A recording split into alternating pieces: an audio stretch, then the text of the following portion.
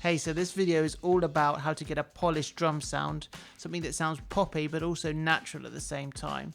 So check out this session that I've been working on and we'll go through the drum processes.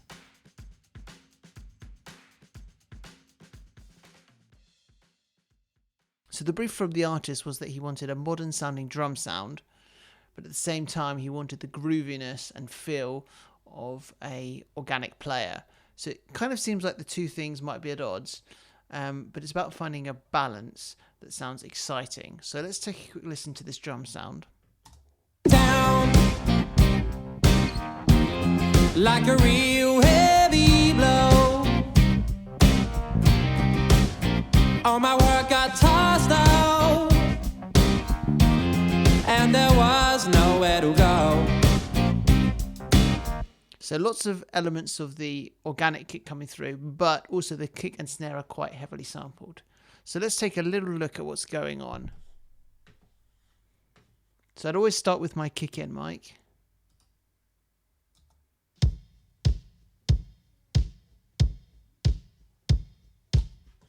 Some very basic EQ going on here.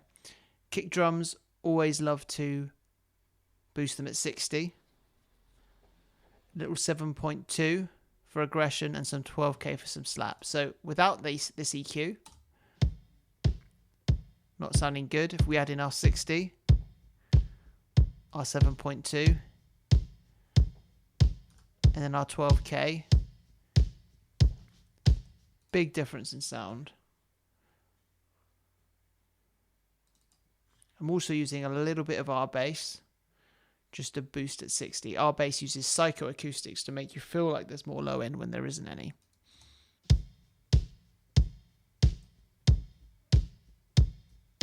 Subtle effect, but very useful. I love using this Neve style EQ on drums. I think it's a really easy way to make them sound good. And also the frequency selection is just perfect for drums. So we've got our kick in and we've got our kick out, which is EQ'd in pretty much the same way to make them sound similar.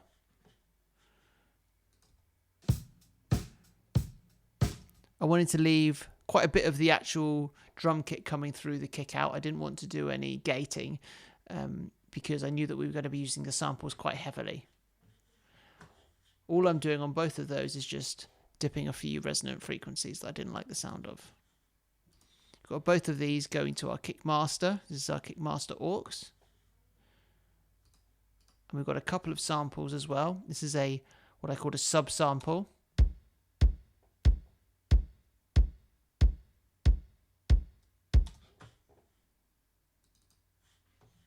Same kind of EQ, 60, 7.2 and 12k. And we've got one more sample, and this is the dominant sample, and it's quite extreme.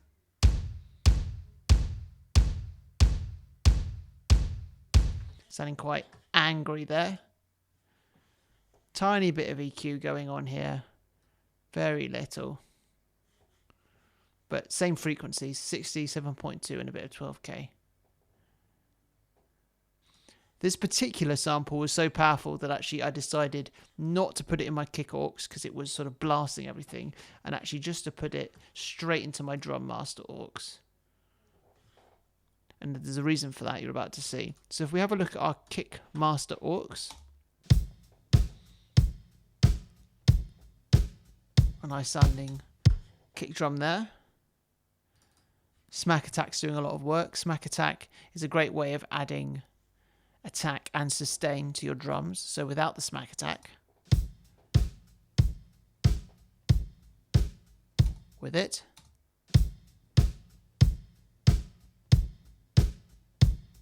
tiny bit of sustain, but quite a lot of attack being added. And then sidechain to that, or sorry, put in parallel, I mean to that, is our kick distortion. Using the Berserk distortion here. Quite an important sound actually to the sound. If we listen to our kick master, without the distortion, it's actually quite boring with it. there's a lot of excitement added. You also hear some more other elements of the drum kit through the kick distortion as well. You start to hear more bleed, but in this particular track I wanted some bleed because I wanted it to sort of negate the use of the samples, which was going to be quite heavy. Let's have a look at our snares next. Only using one sample for this. This is our snare top.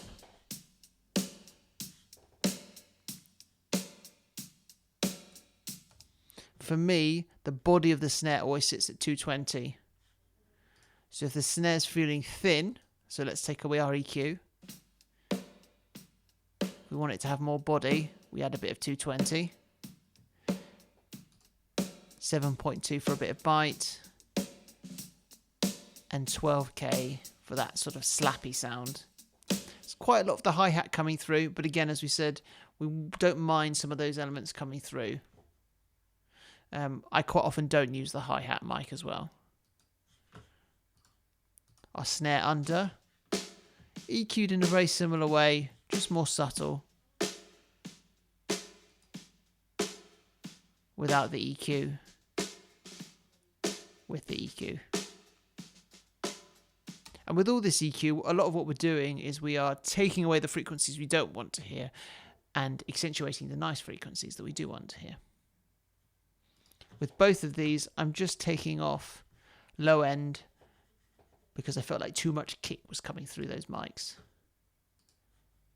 They're both going to a snare master aux. And let's take a look at our sample. Rolled off some low end that we didn't need there. Tiny bit of EQ going on.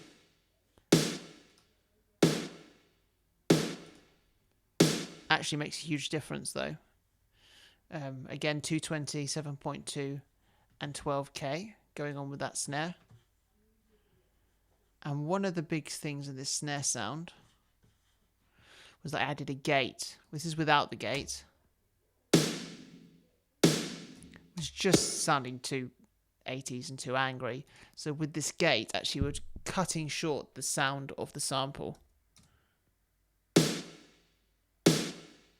Just making it sound much more controlled, and especially if he does something like a drum fill. So a whole snare sounds like this. It's a snare top, snare sample, and snare under. We've also got going on some snare distortion.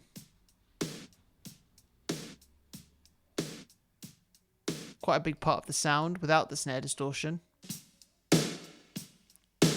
With it. So each of these elements are just adding a little bit more excitement. We've also got some reverb going on. Down like a real heavy. Which is mostly just adding a bit of length to the snare. I'm also putting it in the same room. There's a tiny bit of reverb going on in the kick as well, which I don't normally do, but with this particular track I quite liked. Snare and kick, these snare and kick are both going in parallel to this kick snare crush.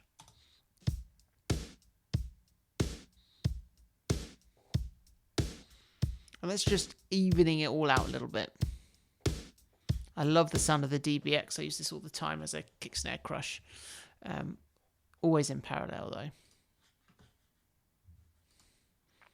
Overheads.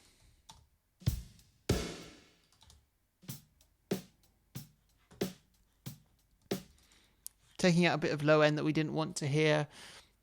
Also taking away some of the bass drum that we don't want to hear.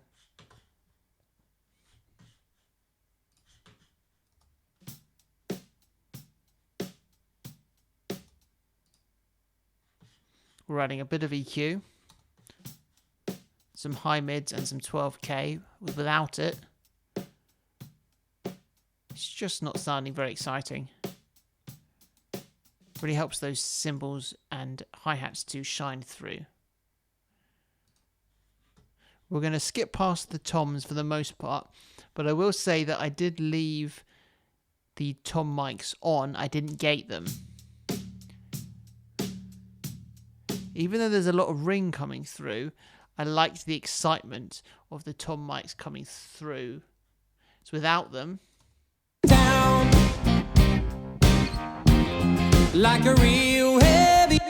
drum kit was sounding just way too tame. They sounded way better with the bleed of the tom mics in. Down like a real heavy. It's always worth bearing this in mind, because sometimes by gating everything, actually sometimes you can totally kill the drum kit.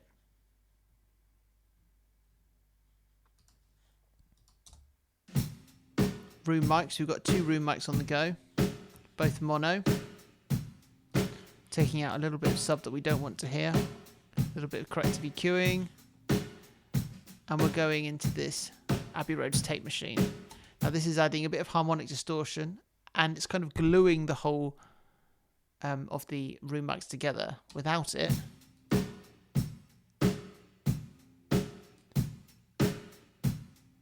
it's very subtle, but it does affect the sound, and it really glues it together. I also added a little bit of 60 because I felt like I wasn't hearing the kick enough quite in these room mics. So just adding a little bit of 60 to both those room mics there. Down like a real heavy. The final thing I did to the room mics was just add a little bit of reverb. And actually this is quite a big part of these room mic sounds. Without this reverb, it's sounding very mono. With it, puts the drum kit into more of a stereo space. Starts to make you feel like the drum kit's around you, which is really nice. And we've just got a little crush going on here. Not even doing any compression, actually. Just using it for colour. So the Fairchilds are really good at adding a bit of harmonic distortion to a drum kit. And quite often I would be crushing or compressing in parallel, but in this case I didn't feel like it needed it at all. And actually the signal just passing through it, it does compress anyway, even if it says it isn't compressing. Finally, this is a bit of an odd one, where there was a ride mic that was recorded, and even though he's not playing the ride, I left it in there. Again, it was another way of adding excitement and making the drum kit sound a bit more natural in the sort of heavily sampled way that we were going for. So without this ride mic in, Down like a real heavy. with the ride mic, Down like a real heavy. you just hear more of the drum kit coming through it, even though the mic is just sort of a mono mic and it's just sat there. Actually, it's quite a big part of the drum sound. So we've got all our drums heading off to our drum master here. Sounds quite extreme, but actually in the context of the song, Down really fits in. We've got a drum crush working in parallel. Again, we're using our Fairchild for a bit of harmonic distortion and a tiny bit of compression going on, just to level things out. We've got our drum distortion, which is a huge part of the sound. It's our Devil Lock.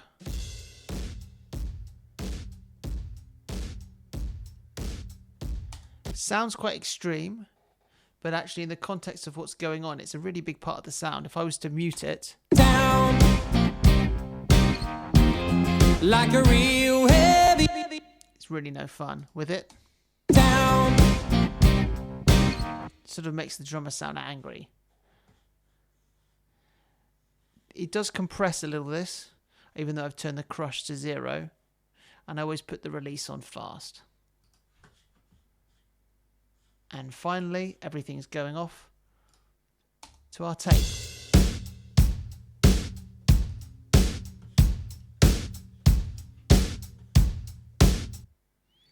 tape is really gluing things together. It's making things sound exciting. It's adding a bit of harmonic distortion.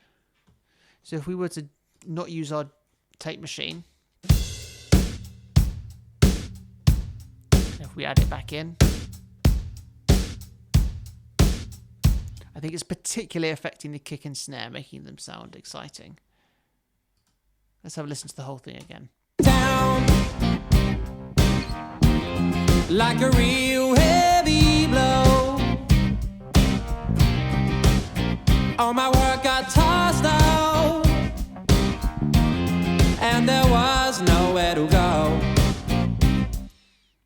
There's a couple more things that are affecting the drum sound that we should mention. In my stereo out bus, got a few bits of EQ. I'm adding a little bit of sub that's going on here. Well, not quite sub. A low end. Down Without it. down like Just warms everything up quite a lot. Pultecs are fantastic for that. I've also got some happy face EQ going on here. down Without it. down like a real heavy blow. All my Big part of the sound of the whole track, actually. We're going into a little bit more Kramer tape. down like a real heavy blow. All my work got tossed out, and You would have heard that I muted it then, and you heard that the track just all of a sudden just becomes really unexciting. And the final thing, which is a little trick, is to roll off a little bit of the bottom just to make the kick punch through. If I was to take this away, down like a real heavy blow. the kick and part of the snare, the low end of the snare, aren't punching through. If I put this EQ back in, Down like a real heavy blow. you can hear that all of a sudden everything starts to poke through a little bit more just by rolling off a little bit of low end from the whole track. So hopefully these tips and tricks you found useful. My name's Josh, and give me a follow and a like if you like this video. And if you've got any questions, just pop them in the comments. I'm quite happy to answer them.